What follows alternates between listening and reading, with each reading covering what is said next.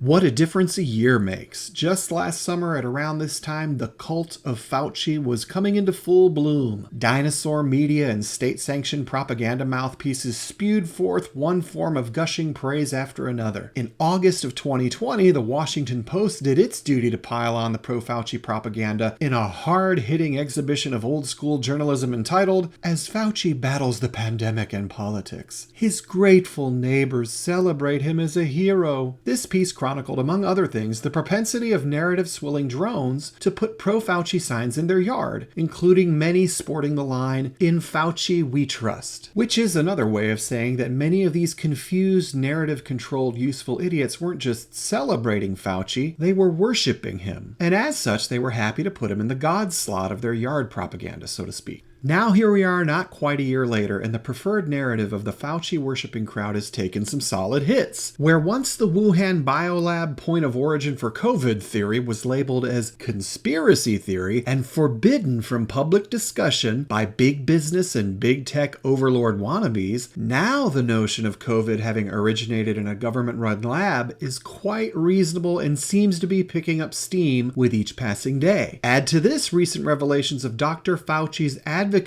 for the gain-of-function research used to create things like COVID, and his apparent support, directly or indirectly, for funding the specific research that was going on in Wuhan, and the cult of Fauci finds itself operating or squirming in a whole different light. One consequence of this new light is that as implications or suspicions harden into facts that cement Dr. Fauci into much more of a supervillain role than anything any thinking moral person would call heroic, one consequence of this ongoing shift is that those who remain dedicated members of the cult of Fauci will be increasingly revealed as cultists. This is happening now, with Fauci fanatics increasingly being perceived as similar, not the same, but similar to the many women who write romantic notes to guys like Ted Bundy when they're in jail. The creepier or more charismatic or more powerful the serial killer type, the more they tend to attract equally bizarre followers, and that same principle seems to be applying to the likes of Dr. Fauci. The good news is that fewer and fewer normal people are even considering joining this cult. There are very few, if any, new members putting the "In Fauci we trust" signs in their yard. At the same time, and not coincidentally, many more are opening up to the very real possibility that Dr. Fauci really is a diabolical supervillain type. And this trend is being amplified with every new revelation of Wuhan funding and gain-of-function advocacy that comes along. And they do seem to just keep coming along. We want to be careful. We want to see where all this goes, and we want to consistently apply standards so that we can weed through all the stories and all the propaganda that's out there